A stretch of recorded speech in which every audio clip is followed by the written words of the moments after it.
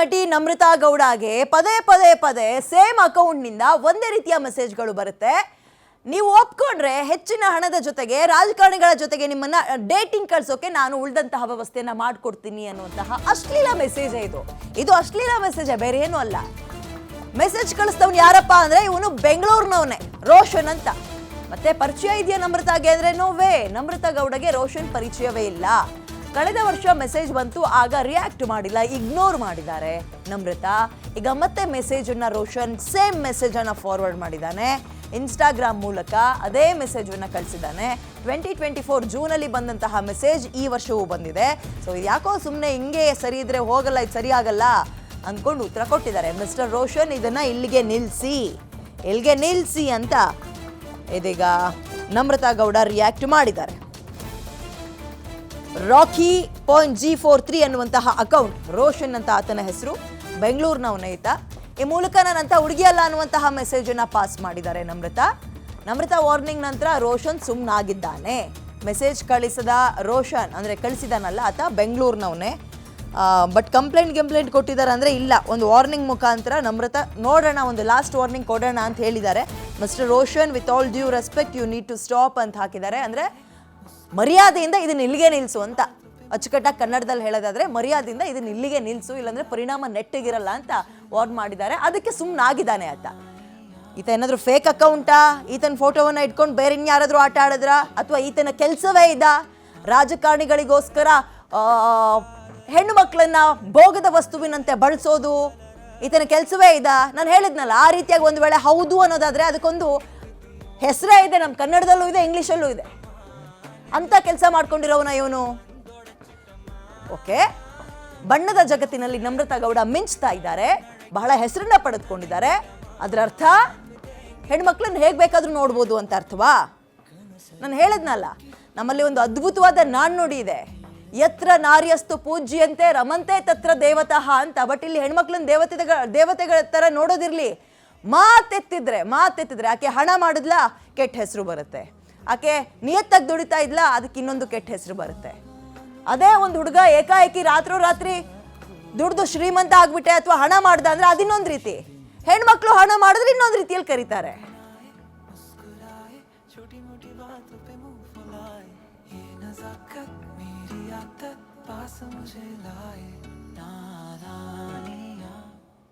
Okay, ಇದ್ರ ಬಗ್ಗೆ more details ನನ್ನ ಕಲ್ಲಿಗ ಕೀರ್ತಿ ನೀಡ್ತಾರೆ. ಗುಡ್ ಮಾರ್ನಿಂಗ್ ಕೀರ್ತಿ. ನಮ್ರತಾ ಗೌಡ ಅವರಿಗೆ ಈ ರೀತಿಯ ಮೆಸೇಜ್ ಕಳಿಸಿರುವಂತಹ ರಂಪ ರಾಮಾಯಣ ಎಲ್ಲಿ ತನಕ ಹೋಗಿ ನಿಂತಿದೆ? ಯಾರಾತ? ಕಂಪ್ಲೇಂಟ್ ಏನಾದರೂ ಕೊಟ್ಟಿದ್ದಾರಾ? ಡೀಟೇಲ್ಸ್ ಕೊಡೋದಾದ್ರೆ ಕೀರ್ತಿ. ಎಸ್ ವಿದ್ಯಾವರ, ನೀವು ನೋಡೋ ಹಾಗೆ ಸಾಮಾಜಿಕ ಜಾಲತಾಣ ಅಂದರೆ ಸೋಷಿಯಲ್ ಮೀಡಿಯಾ ಇತ್ತೀಚೆಗೆ ವಾಸ್ಟ್ ಆಗಿ ಬೆಳೆದಿರೋ ಕಾರಣದಿಂದ ಸೆಲೆಬ್ರಿಟಿಗಳನ್ನು ಟಚ್ ಮಾಡುವಂಥದ್ದಿರ್ಬೋದು, ಕನೆಕ್ಟ್ ಆಗೋವಂಥದ್ದು ಸುಲಭವಾದ ಮಾರ್ಗ ಇದಾಗಿದೆ. ಅದರಲ್ಲೂ ಇನ್ಸ್ಟಾಗ್ರಾಮ್ನಲ್ಲಿ 1.1 ಮಿಲಿಯನ್ ಫಾಲೋವರ್ಸ್ ಇರುವಂತಹ ನಮ್ರತಾ ಗೌಡ ಅವರು ತಮ್ಮದೇ ಆದಂತಹ ಛಾಪನ್ನು ಮೂಡಿಸಿದ್ದಾರೆ. ಅದರಲ್ಲೂ ಸಹ ಕಿರುತೆರೆ ನಟಿಯಾಗಿದ್ದಾರೆ, ಬಿಗ್ ಬಾಸ್ ಖ್ಯಾತಿ ಕೂಡ ಆಗಿರುವಂಥದ್ದು. ಜೊತೆಗೆ ಒಂದಷ್ಟು ಬ್ರ್ಯಾಂಡ್ ಪ್ರಮೋಷನ್ಸ್ ಇರ್ಬೋದು, ಕೊಲಾಬ್ ಇರಬಹುದು, ಇದನ್ನು ಸಹ ಮಾಡ್ತಾ ಇರುವಂಥದ್ದು. ಇತ್ತೀಚೆಗೆ ಕಿಶನ್ ಅವ್ರ ಜೊತೆ ಸಹ ಅವರು ಹೆಚ್ಚಿನದಾಗಿ ಡ್ಯಾನ್ಸ್ ರೀಲ್ಸ್ಗಳಲ್ಲಿ ಕಾಣಿಸ್ಕೊಳ್ತಾ ಇದ್ದಾರೆ. ಹೀಗಾಗಿ ಟ್ರೆಂಡಿಂಗ್ನಲ್ಲಿರುವಂತಹ ನಟಿಯರನ್ನು ಟಾರ್ಗೆಟ್ ಮಾಡುವಂಥ ಒಂದು ಗುಂಪು ಇರೋದ್ರಿಂದ ಸೋಷಿಯಲ್ ಮೀಡಿಯಾದಲ್ಲಿ ರೋಷನ್ ಎಂಬ ಅಪರಿಚಿತ ವ್ಯಕ್ತಿ ಅಸಭ್ಯವಾಗಿ ಮೆಸೇಜ್ ಮಾಡಿರುವಂಥದ್ದು. ಅದರಲ್ಲೂ ಸಹ ಒಂದ್ಸಲ ಏನೋ ಮೆಸೇಜ್ ಮಾಡಿ ಸುಮ್ಮನಾಗಿದ್ದರೆ ನಮ್ರತಾ ಅವರು ಸಹ ಇದನ್ನು ಹೆಚ್ಚಾಗಿ ತಲೆ ಕೆಡಿಸ್ಕೊಳ್ತಾ ಇರಲಿಲ್ಲ. ಪದೇ 3 ಸಲ ಅವರು ಅದೇ ಮೆಸೇಜ್ನ ಅವ್ರು ಫಾರ್ವರ್ಡ್ ಮಾಡಿರುವಂಥದ್ದು. ನಿಮಗೆ ಇಂಟ್ರೆಸ್ಟ್ ಇದ್ದರೆ ಹೇಳಿ, ಎಸ್ ಆರ್ ನೋ ಅನ್ನುವಂಥದ್ದನ್ನು ಅವರು ಡೈರೆಕ್ಟಾಗಿ ಕೇಳಿರುವಂಥದ್ದು, ಡೈರೆಕ್ಟ್ ಅಪ್ರೋಚ್ ಮಾಡಿರುವಂಥದ್ದು. ಎಲ್ಲೂ ನಮ್ರತಾ ಅವ್ರಿಗೆ ಇದು ಸರಿ ಅನಿಸಲಿಲ್ಲ. ಹಾಗಾಗಿ ಅವರು ಅಲ್ಲಿಗೆ ಒಂದು ತೆರೆಯನ್ನು ಎಳೆದಿದ್ದಾರೆ ಅಂತಲೇ ಹೇಳ್ಬೋದು. ಅಂದರೆ ಅವರ ಅಪ್ರೋಚ್ ಯಾವ ರೀತಿ ಆಗಿತ್ತು ಅಂತ ಹೇಳಿದ್ರೆ, ರಾಜಕಾರಣಿಗಳು, VIPsಗಳು ನನಗೆ ತುಂಬ ಚೆನ್ನಾಗಿ ಕನೆಕ್ಟ್ ಇದ್ದಾರೆ, ಟಚ್ ಇದ್ದಾರೆ, ಹೀಗಾಗಿ ನೀವು 200% ನಾನು ಕಾನ್ಫಿಡೆನ್ಷಿಯಲ್ ಆಗಿ ಇರ್ತೀನಿ ನಿಮ್ಮೊಟ್ಟಿಗೆ, ಯಾವುದೇ ರೀತಿಯ ಬೇರೆ ದಾರಿಯಲ್ಲಿ ಹೋಗೋದಿಲ್ಲ. ಆದರೆ ನಿಮ್ಮ ಫೋಟೋಸ್ ಬೇಡ, ವಿಡಿಯೋಸ್ ಬೇಡ, ಜೊತೆಗೆ ನಿಮ್ಮ ಫೋನ್ ನಂಬರ್ ಕೂಡ ನನಗೆ ಬೇಡ.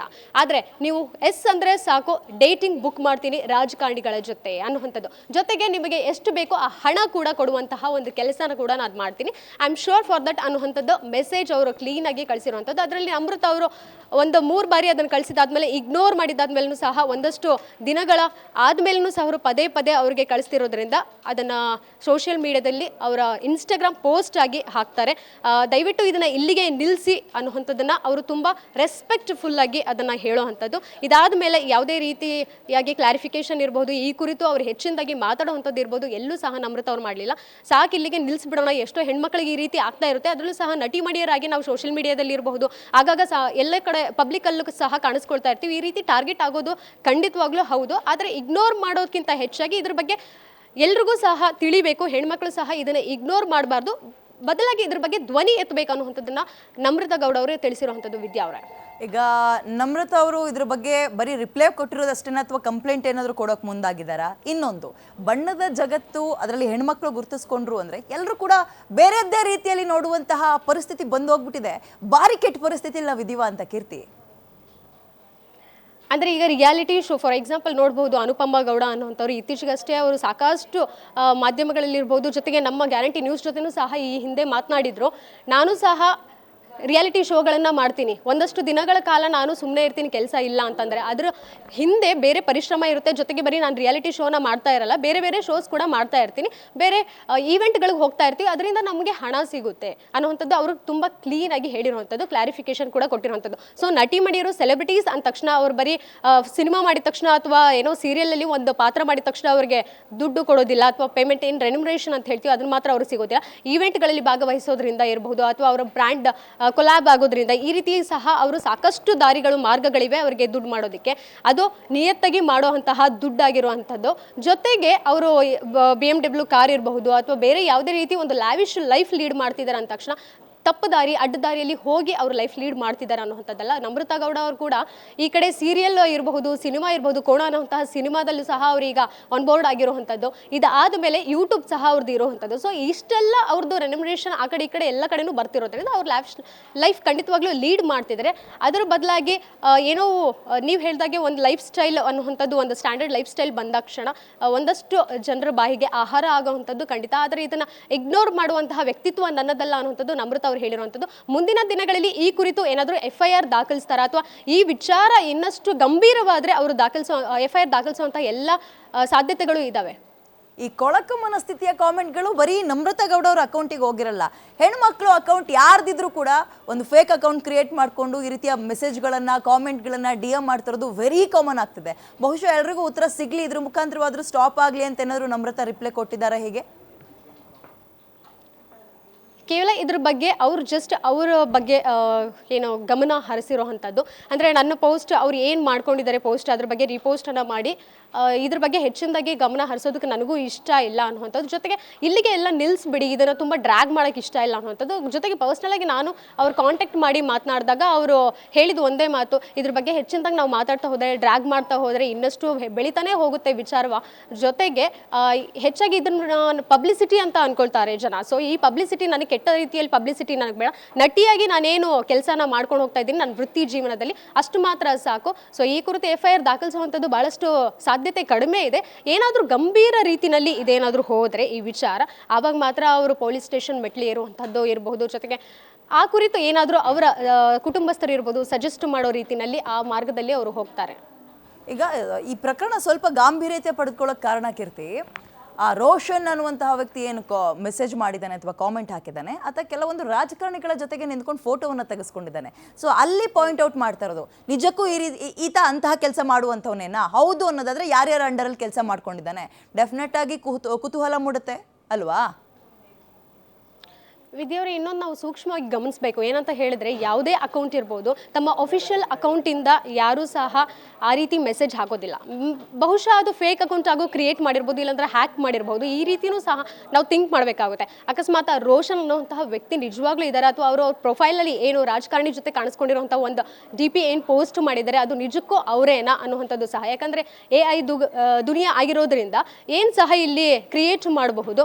ಹಾಗಾಗಿ ಎಲ್ಲ ವಿಚಾರಗಳನ್ನು ಸಾಮಾಜಿಕ ಜಾಲತಾಣದಲ್ಲಿ ಬರ್ತಾ ಇದೆ ಅಂತ ಹೇಳಿದಾಗ ನಾವು ಕೂಲಂಕುಷವಾಗಿ ಅದನ್ನ ಪರಿಶೀಲನೆ ಮಾಡಬೇಕಾಗುತ್ತೆ. ಯಾರೋ ಏನೋ ಹೇಳಿದ ತಕ್ಷಣ ಸಹ ನಂಬಕ್ಕಾಗೋದಿಲ್ಲ. ಈ ಕಡೆ ನಮ್ರತಾ ಅವರ ಹೇಳಿಕೆಯನ್ನು ಸಹ ನಾವು ತೆಗೆದುಕೊಳ್ಬೇಕಾಗುತ್ತೆ. ಆ ಕಡೆ ರೋಷನ್ ಅನ್ನುವಂಥದ್ದು ಅವರ ಅಕೌಂಟ್ ಕೂಡ ಪ್ರೈವೇಟ್ ಆಗಿರೋದ್ರಿಂದ, ಜೊತೆಗೆ ಅದು ಆಗಲೇ ಹೇಳಿದೆ ಹ್ಯಾಕ್ ಅನ್ನುವಂಥದ್ದು ಸಹ ಆಗಿರಬಹುದು, ಅಥವಾ ಆ ವ್ಯಕ್ತಿ ಇದಾನೋ ಇಲ್ವೋ ಅಥವಾ ಅವರ ಹೆಸರಲ್ಲಿ ಬೇರೆ ಯಾರಾದರೂ ID ಕ್ರಿಯೇಟ್ ಮಾಡಿರಬಹುದಾಗೋದು. ಹೆಣ್ಮಕ್ಳನ್ನ ಭೋಗದ ವಸ್ತುವಿನ ರೀತಿಯಲ್ಲಿ ನೋಡುವಂತಹ ದಿನಗಳು ಹಿಂದೆ ಹೇಗಿತ್ತು, ಈಗ ಇನ್ನೊಂದು ನೆಕ್ಸ್ಟ್ ಲೆವೆಲ್ಗೆ ಹೋಗಿ ನಿಂತ್ಕೊಂಡಿದ್ದೀವಿ. ಎಸ್, ಎಲ್ಲ ಸೆಕ್ಟರ್ನಲ್ಲೂ ಹೆಣ್ಮಕ್ಳಿದ್ದಾರೆ, ಬಟ್ ಸ್ಟಿಲ್ ಬಣ್ಣದ ಲೋಕ ಅಂತ ಬಂದಾಗ ಸ್ವಲ್ಪ ಗ್ಲಾಮರಸ್ ಆಗಿದ್ರು, ಲ್ಯಾವಿಶ್ ಲೈಫನ್ನು ಲೀಡ್ ಮಾಡ್ತಾ ಇದ್ರು. ಆ ಹೆಣ್ಮಕ್ಳು ಎಲ್ಲರ ಕಣ್ಣಲ್ಲೂ ಚೆನ್ನಾಗಿ ಕಾಣಿಸ್ತಿದ್ದಾಳೆ ಅಂದ ತಕ್ಷಣ ಆಕೆನ ನೋಡುವಂತಹ ರೀತಿ ಈಗಲೂ ಕೂಡ ಬೇರೆ ಆಗಿದೆಯಲ್ಲ, ಅದು ಒಂದು ರೀತಿ ಶೇಮ್ ಅನ್ಸುತ್ತೆ. ಸೋಷಿಯಲ್ ಮೀಡಿಯಾ ನಿಜಕ್ಕೂ ಒಂದು ರೀತಿ ವೆಪನ್ ರೀತಿ ಬಳಸ್ಕೊಳ್ತಾ ಇದ್ದಾರೆ ಕೆಲವರು. ನಾನು ಹೇಳ್ತಾ ಇದ್ದೆ ಮುಂಚೆಲ್ಲ, ಹಲ್ಕಟ್ಗಳು ರಿಯಲ್ ಫೇಸ್ನ ತೋರಿಸಲ್ಲ. ಈ ರೀತಿಯಾಗಿ ನೀವು ಹೇಳ್ತಾ ಇದ್ರಲ್ಲ, ಹ್ಯಾಕ್ ಮಾಡೋದು ಅಥವಾ ಫೇಕ್ ಅಕೌಂಟ್ ಇಟ್ಕೊಂಡು ಅಂದರೆ ಹೆಣ್ಮಕ್ಳನ್ನ ಕುಗ್ಗಿಸ್ಬೋದು ಅಥವಾ ಅವ್ರನ್ನ ಬೇಕಾದ ರೀತಿಯಲ್ಲಿ ಬಳಸ್ಕೋಬೋದು. ಆ ಮನಸ್ಥಿತಿಗಳೇ ಹೋಗ್ತಿಲ್ವಲ್ಲ ಕೀರ್ತಿ? ಖಂಡಿತವಾಗ್ಲೂ ಈ ಹಿಂದೆ ಸಹ ಈ ಕುರಿತು ಎಷ್ಟೋ ನಟಿ ಮಣಿಯರು ಧ್ವನಿ ಎತ್ತಿದ್ರು.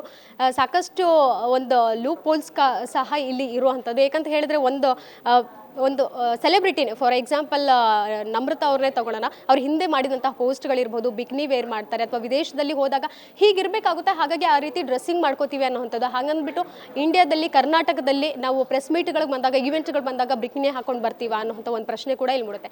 ಯಾವ್ಯಾವ ಸ್ಥಳದಲ್ಲಿ ಹೇಗಿರಬೇಕು ಹಾಗೆ ಇರುವಂಥದ್ದು ನಟಿ ಮಣಿಯರ ಅವರ ಹಕ್ಕು. ಅವರ ಡ್ರೆಸ್ಸಿಂಗ್ ಸ್ಟೈಲ್ ಇರ್ಬೋದು, ಜೊತೆಗೆ ಅವ್ರು ಡ್ರೆಸ್ ಹಾಕೋತಾ ಇದ್ದಾರೆ ಅಂದಾಗ ಆ ಕಾಮೆಂಟ್ಸ್ ಕೂಡ ಅವ್ರಿಗೆ ಪಾಸ್ ಆಗುತ್ತೆ. ಅವರ ಪರ್ಸ್ನಾಲಿಟಿ ಇರ್ಬೋದು, ಕ್ಯಾರೆಕ್ಟರ್ ಇರ್ಬೋದು, ಎಲ್ಲದ್ರ ಬಗ್ಗೆನೂ ಮಾತಾಡ್ತಾರೆ. ಅದ್ರ ಬಗ್ಗೆ ಗಮನ ಇಟ್ಕೊಂಡು ಅವರ ಡ್ರೆಸ್ ಮಾಡ್ಕೊಳ್ಳೋವಂಥದ್ದು ಇದು ಅವ್ರಿಗೂ ಸಹ ಗಮನ ಇರುತ್ತೆ. ಆದರೆ ಈ ನೆಟ್ಟಿಗರು ಅನ್ನೋವಂಥದ್ದು ಅದು ಇರ್ಬೋದು, ಜೊತೆಗೆ ಸೋಷಿಯಲ್ ಮೀಡಿಯಾ ಅನ್ನೋವಂಥದ್ದು ಇರ್ಬೋದು, ಯಾವುದಕ್ಕೂ ಲಿಮಿಟೇಷನ್ಸ್ ಅನ್ನೋವಂಥದ್ದು ಇಲ್ಲ. ನಾಲಿಗೆಗೆ ಎಲುಬಿಲ್ಲ ಅಂತಾರಲ್ಲ, ಹಾಗೆ ಸೋಷಿಯಲ್ ಮೀಡಿಯಾದಲ್ಲೂ ಸಹ ಯಾವುದೇ ಲಿಮಿಟೇಷನ್ಸ್ ಅನ್ನೋವಂಥದ್ದಿಲ್ಲ. ನಮ್ಮ ಪಾಡಿಗೆ ನಾವು ಇಗ್ನೋರ್ ಮಾಡೋದು ಒಂದು, ಇಲ್ಲ ಅಂದರೆ ನಮ್ಮ ಸೇಫ್ಟಿ ಏನಿರುತ್ತೆ ಆ ಪ್ರಿಕಾಷನ್ಸ್ನ ತೆಗೆದುಕೊಳ್ಬೇಕಾಗುತ್ತೆ. ಸೆಲೆಬ್ರಿಟಿ ಅಂದ ತಕ್ಷಣ ಈ ಫೀಲ್ಡ್ಗೆ ಎಂಟ್ರಿ ಆಗಿದ ತಕ್ಷಣ ಎಲ್ಲವನ್ನೂ ಸಹ ಎದುರಿಸುವಂತಹ ಒಂದು ಗಟ್ಟಿ ಮನಸ್ಥಿತಿ ಅವರಿಗೆ ಇರಲೇಬೇಕು. ಇಲ್ಲ ಆದರೆ ಅವರು ಇಂಡಸ್ಟ್ರಿನೇ ಬಿಟ್ಟು ಹೋಗುವಂತಹ ಪರಿಸ್ಥಿತಿ ಎಷ್ಟೋ ನಟಿಮಣಿಯರು ಸಹ ಈಗಲೂ ಸಹ ಫೇಸ್ ಮಾಡ್ತಿದ್ದಾರೆ. ಹೊಸ ಪ್ರತಿಭೆಗಳು ಯಾರ್ಯಾರು ಬರ್ತಾ ಇದ್ದಾರೆ, ಅವರು ಸೋಷಿಯಲ್ ಮೀಡಿಯಾದಿಂದಲೇ ಹೆಚ್ಚು ಡಿಸ್ಟ್ರಾಕ್ಟ್ ಆಗ್ತಿರೋವಂಥದ್ದು. ಜೊತೆಗೆ ಅವರ ವೇನಲ್ಲಿ ಅವರು ಹೋಗ್ತಾ ಇರ್ತಾರೆ. ಜೊತೆಗೆ ಸಾಕಷ್ಟು ಪ್ರಾಜೆಕ್ಟ್ಗಳಲ್ಲೂ ಬ್ಯುಸಿ ಆಗ್ತಾ ಹೋಗ್ತಾರೆ. ಆದರೆ ಎಲ್ಲೋ ಒಂದು ರೀತಿ ಸಾಕಷ್ಟು ಫಾಲೋವರ್ಸ್ ಇರೋದ್ರಿಂದ ಅಥವಾ ಮೆಸೇಜ್ಗಳು ಅನಾವಶ್ಯಕವಾಗಿ ಅವರಿಗೆ ಮೆಸೇಜ್ ಬರೋದ್ರಿಂದ, ಜೊತೆಗೆ ಒಂದೇ ಅಕೌಂಟ್ನಿಂದ ಇರಬಹುದು ಅಥವಾ ಬೇರೆ ಬೇರೆ ಅಕೌಂಟ್ಗಳಿಂದ ಇರಬಹುದು, ಅವರಿಗೆ ಟಾರ್ಗೆಟ್ ಮಾಡುವಂತಹ ಕಾಮೆಂಟ್ಸ್ಗಳು ಪದೇ ಪದೇ ಬರ್ತಾ ಇರುತ್ತೆ. ಹೀಗಾಗಿ ಹೆಚ್ಚಿನದಾಗಿ ಇಗ್ನೋರ್ ಮಾಡುವಂತಹ ಸೆಲೆಬ್ರಿಟಿಗಳು ನಮ್ಮಲ್ಲಿ ಕಾಣಿಸ್ತಾರೆ. ವಿದ್ಯಾ ಅವರು ಇನ್ನೂ ಕೆಟ್ಟ ಮನಸ್ಥಿತಿಗಳು ಹೇಗಾಗ್ಬಿಡುತ್ತೆ ಅಂದರೆ, ಇವ್ರ ಪಾಪ ಅದನ್ನು ಬಹಳ ಗಾಂಭೀರ್ಯವಾಗಿ ತಗೊಂಡು ತುಂಬ ರೆಸ್ಪೆಕ್ಟ್ಫುಲ್ ಆಗಿ ಉತ್ತರ ಕೊಟ್ಟಿದ್ದಾರೆ. ಅದನ್ನು ಹೆಂಗೆ ಟರ್ನ್ ಮಾಡ್ತಾರೆ ಅಂತಲೂ ಹೇಳ್ತೀನಿ, ಕೇಳಿ ಕೀರ್ತಿ. ಈಗಲೇ ಬೇಕಾದ್ರೆ ಶೋ ಆಫಿಗೋಸ್ಕರ ಈಕೆ ಈ ರೀತಿಯಾಗಿ ಕಾಮೆಂಟ್ ಹಾಕ್ತಿದ್ದಾಳೆ, ಸ್ಕ್ರೀನ್ಶಾಟ್ ತೆಗೆದು ಹಾಕೊಳ್ತಾ ಇದ್ದಾಳೆ, ಬಿಟ್ಟು ಬಿಲ್ಡಪ್ ತಗೊಳ್ತಾ ಇದ್ದಾಳೆ. ಈ ರೀತಿಯಲ್ಲೂ ಒಂದು ವರ್ಷನ್ ಶುರು ಆಗುತ್ತೆ. ನೋಡ್ತಾ ಇರಬೇಕಾದ್ರೆ ಏನು ಹೇಳ್ತೀರಿ ಕೀರ್ತಿ?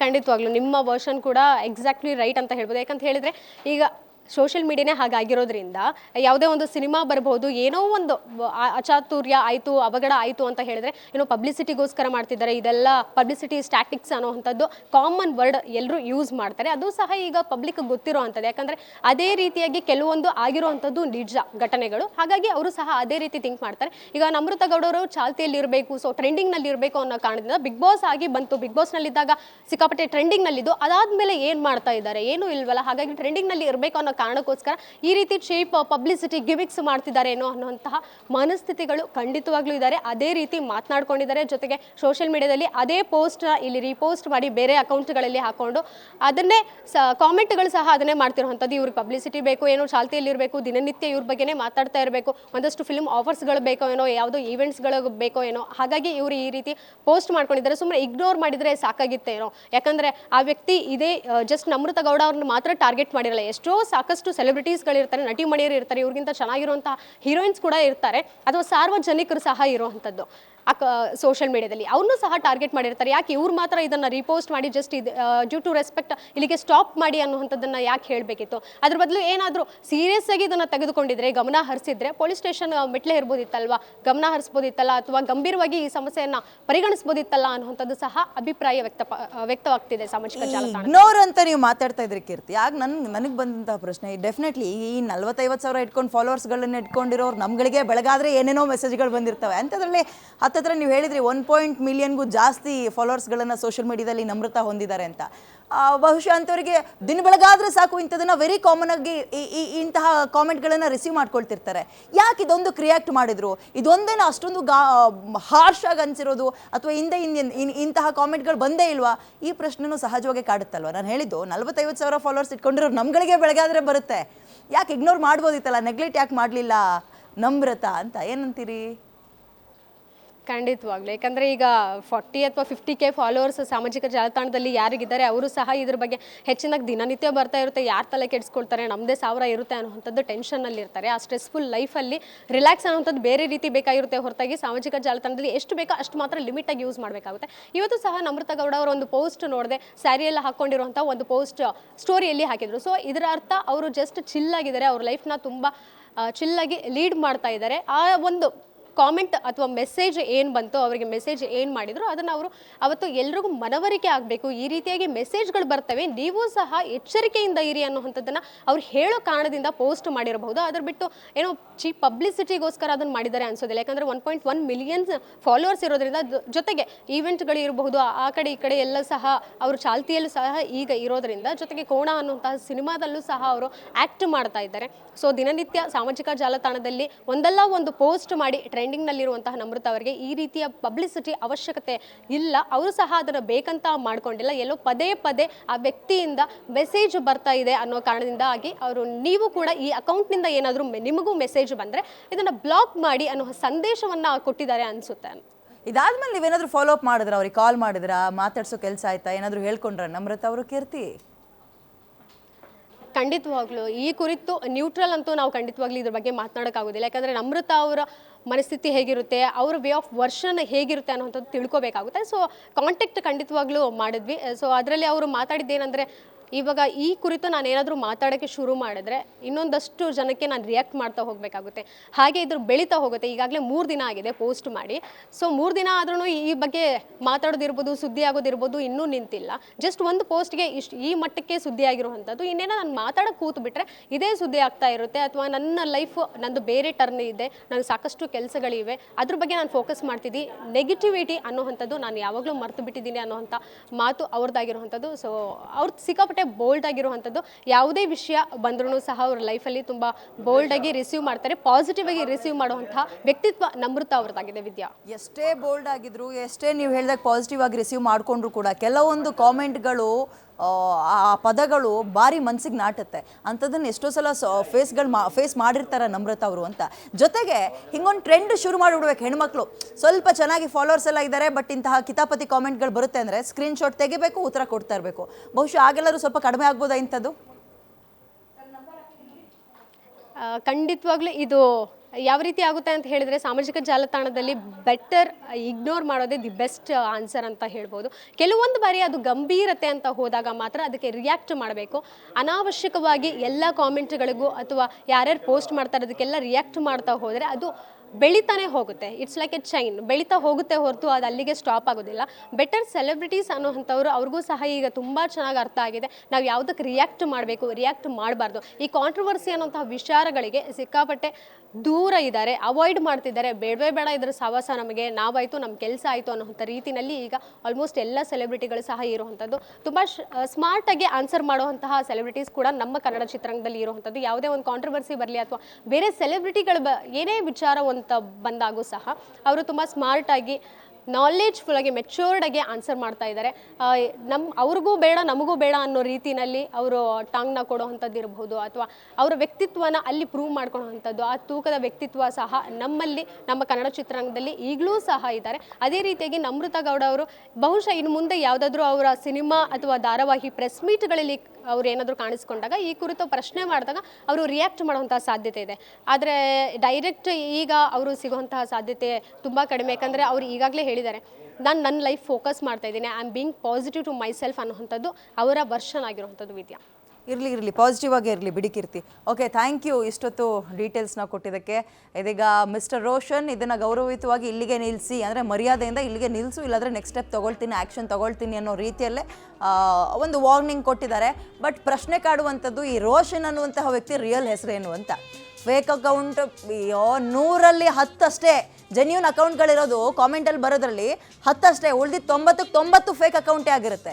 ಬಾಯಿಗೆ ಬಂದಂಗೆ ಹೇಳಿಕೆ ಕೊಡ್ಬೋದು, ಆಕೆ ವಾಪಸ್ ಏನು ಆ್ಯಕ್ಷನ್ ತೊಗೊಳ್ಳಲ್ಲ, ಮತ್ತೊಂದು ಮಗದೊಂದು ಈ ಭ್ರಮಾಲೋಕದಲ್ಲಿ ಕೆಲವ್ರು ಇರ್ತಾರೆ. ಹೀಗಿರುವಾಗ ನೋಡೋಣ ಎಲ್ಲಿಗೆ ಹೋಗಿ ನಿಂತ್ಕೊಳ್ಳುತ್ತೆ ಇದು, ಅಥವಾ ಅಗೈನ್ ಆ ಥರದ ಕಾಮೆಂಟ್ಗಳು ಮತ್ತೆ ಹೆಚ್ಚೆಚ್ಚಾಗಿ ರಿಸೀವ್ ಮಾಡ್ಕೊಂಡು ಏನಾದರೂ ಕಂಪ್ಲೇಂಟು ಸ್ಟೇಷನ್ ಅಂತ ಮೆಟ್ಟಿಲ್ ಹತ್ತುತ್ತಾರ ನಮ್ರತಾ ಅವರು, ಅಥವಾ ಇದಕ್ಕೆ ಹೇಗೆ ರಿಯಾಕ್ಟ್ ಮಾಡ್ತಾರೆ. And one thing is powerful tool ಏನಪ್ಪ ಅಂದರೆ ಇಗ್ನೋರ್ ಮಾಡಿಬಿಡೋದು, ಇದನ್ನು ಇಲ್ಲಲ್ಲಿಗೆ ಇಗ್ನೋರ್ ಮಾಡೋದು. ಬಟ್ ಎಲ್ಲಿ ತನಕ ಅಂತ ಇಗ್ನೋರ್ ಮಾಡ್ತಾರೆ, ಎಷ್ಟು ಜನನ ಅಂತ ಬ್ಲಾಕ್ ಮಾಡೋದು. ನಾವು ಹೇಳಿದ್ವಲ್ಲ 40-50 ಸಾವಿರಕ್ಕೆ ಭಾರಿ ಕಡಿಮೆ ಫಾಲೋವರ್ಸ್ಗಳು ಇಟ್ಕೊಂಡಿರುವಂಥವ್ರಿಗೆ ಬಿಡಲ್ಲ, ಬಾಯಿಗೆ ಬಂದಂಗೆ ಹೇಳಿಕೆ ಕೊಡ್ತಾರೆ. ಒಬ್ಬ ಹೆಣ್ಣುಮಗಳು ಅಟ್ರಾಕ್ಟಾಗಿ ಕಾಣಂಗಿಲ್ಲ, ಒಂದು ಒಳ್ಳೆ ಬಟ್ಟೆ ಹಾಕೊಳ್ಳಂಗಿಲ್ಲ, ಅಥವಾ ಆಕೆಗೆ ಬೇಕಾದಂತಹ ಒಂದು ಸ್ಟೇಟ್ಮೆಂಟ್ ಕೊಡೋಂಗಿಲ್ಲ, ತಗೊಳ್ಳಿ ಅವಳು ಬಾಯಿಗೆ ಬಂದಂಗೆ ಹೇಳಿಕೆ ಕೊಡು, ಅವಳನ್ನ ತೇಜೋವಧೆ ಮಾಡು, ಅವಳನ್ನ ಬೇರೆದ್ದೇ ರೀತಿಲಿ ನೋಡು, ಮಾತೆತ್ತಿದ್ರೆ ನಡವಳಿಕೆ ಮೇಲೆ ಟಾರ್ಗೆಟ್ ಮಾಡ್ತಾರೆ. ಅದರಲ್ಲೂ ಹೌದು, ಮಿಲಿಯನ್ಸ್ ಗಟ್ಟಲೆ ಫಾಲೋವರ್ಸ್ ಇಟ್ಕೊಂಡಿರುವ ಆಕೆ ಇಂಥದ್ದನ್ನು 1000 ಕಾಮೆಂಟ್ಗಳನ್ನು ರಿಸೀವ್ ಮಾಡಿರ್ತಾರೆ. ನೋಡೋಣ ಮುಂದಕ್ಕೆ ಏನಾಗುತ್ತೆ ಅಂತ.